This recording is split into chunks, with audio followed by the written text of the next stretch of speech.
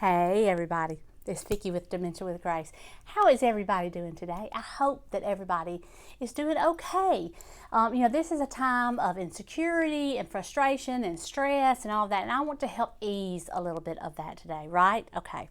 We know that viruses are infectious. Absolutely, we are seeing that firsthand. But I want to encourage you that so is optimism, so is hope, so is courage. All of those things are also infectious, and I want you to catch it. I want you to catch you some optimism. And I want to tell you 5 reasons today why seniors do better in facilities in general. There is a subset of the population out there who really are thrilled when they get to the nursing home, and I want to tell you why. They may not even realize, that they're needing these 5 things, but they do. And I have seen people come into the facility and blossom. I was a facility social worker for my whole career. The last part of my actual career in a facility day in and day out was in dementia care. But I have been in facility care now for 27 years now. I'm a consultant, a dementia consultant. So this is about folks with dementia, but it's also about, just folks with other comorbidities or other morbidities, COPD, an old stroke, a new stroke, a broken hip, things like that, and people find themselves in the nursing home. And they don't always think about these 5 things, but I do, and I've seen it. First one is safety. They need to feel safe. They want to feel safe in their home, in where they are. And a lot of folks out in the community don't feel safe. They don't have anybody checking on them routinely. They don't have, they don't have any way to secure their possessions. They're worried about being broken into. They're worried that people know that they live alone or something like that. They express those worries. They would come into the nursing home and I would go and do their assessment, and they would tell me, "I'm really glad I'm here, actually." And I would say, "Really?" And they would say, "Yeah, I was scared at home. I was scared at home. I was scared I was going to fall and nobody was going to find me." So at least now, it's not ideal, but at least now, if I fall, somebody's there to know about it. And I'm not going to lay for 2 or 3 days, because I rarely get visitors. And so I'm afraid that I would get sick, or the main one was falling, that they would fall and not be found. So, there was that safety that the nursing home provided. The second thing is security. Security of food, security of possessions, security of medications, security of their, just everything. Everything is taken care of for you at the nursing home. When you go into a facility, they have your meals, they have your snacks, they have your activities, they have your medications, they have your treatments, they have your physical therapy, they have social services, they have XYZ. They have all of these things. And so they are secure in knowing that they're not going to run out of medicine. That's somebody else's, responsibility now. They're not going to run out of food. It's a, all paid for situation. They feel a sense of relief, an absolute sense of relief that somebody else is making those decisions now. The other is shelter. They have shelter right now. You don't have to worry about if, what's going to happen if, I don't know what could be coming down the pike on this virus thing. I have no idea. But they are safe. They are sheltered. They are safe. They are protected from this virus, and they have so many layers of protection now at the nursing home before anybody, any vendor, any visitor, anybody can come in. You basically cannot unless you are, a medical personnel that is essential. I go into nursing homes, but I'm on furlough right now because I'm not essential. They can. If there is a behavior, they would probably Skype me or Zoom me, or we would do something face to face. But I'm not considered essential staff as a consultant. So they are sheltered in place. They are being taken care of by dedicated, determined people who are taking care of them. A sense of self, that is the number. So we've done safety, shelter, security. I've got a list here.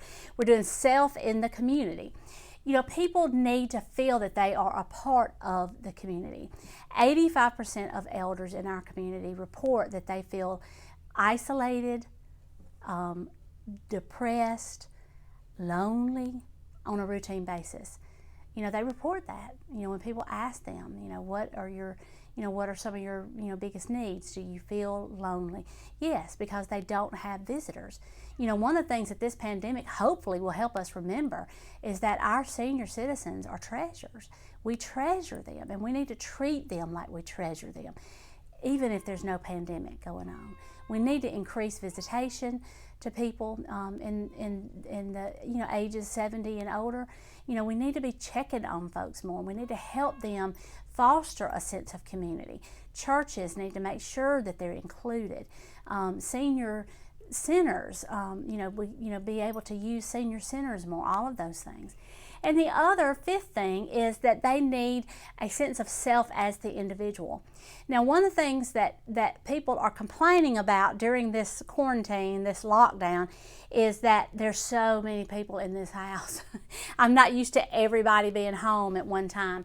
Well, seniors probably feel that same way, although they need a sense of security, safety, shelter, and a sense of self in the community. They also need to be able to go somewhere by themselves and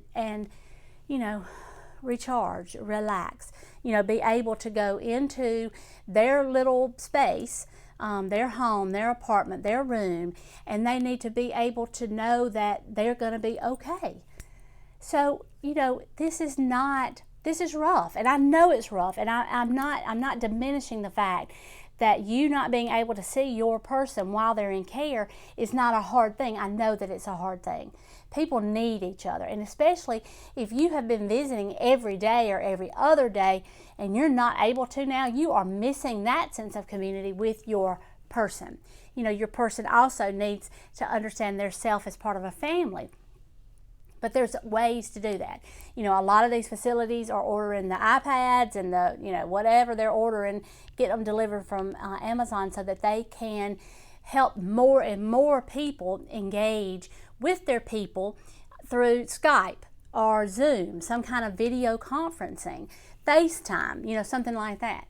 And so that is happening, and I applaud facilities, activities and social services inside of facilities for meeting those psychosocial needs of the people in the facilities. They need more than a med pass. They need more, than their blood sugar check. They need more than that. They need contact and community, and that's what's being provided. I am secure in my knowledge that these folks are being taken care of in assisted livings, in skilled nursing, in memory care, in group homes, in all of these places. The people that work in these places, now you have some bad apples, absolutely. You have bad apples at your job, and those people get weeded out quickly by the good apples. The good apples from housekeeping all the way up to the director of nursing. People take care of people in nursing homes. They do it because they love it. It's a very, very hard job, very hard. And a lot of the frontline, lower level folks, the folks without the 4-year degree, are not compensated very well. They're not. They could be compensated better. Another video. But it is their love of what they do, and people that have done it for decades, like I did. There are people that have been there for 30 years in these nursing homes, and they are there because they love it.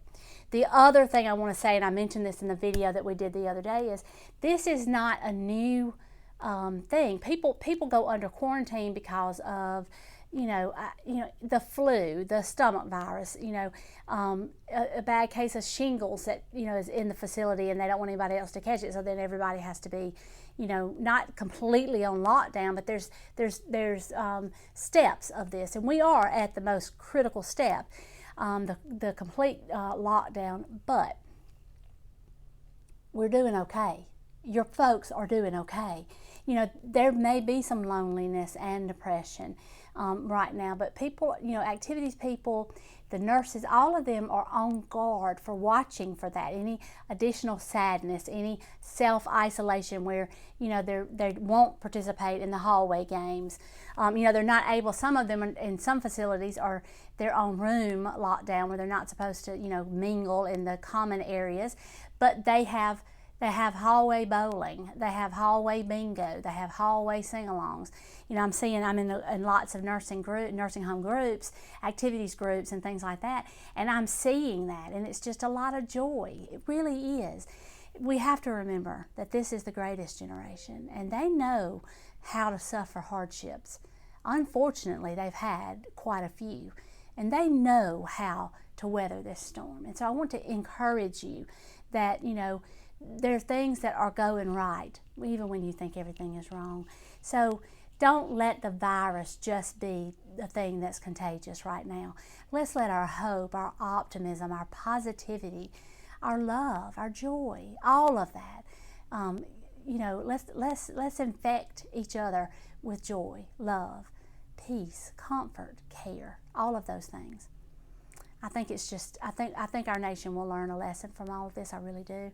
And I hope that, you know, one of the main lessons is that, you know, we need to take care of our elders all the time in all of these ways.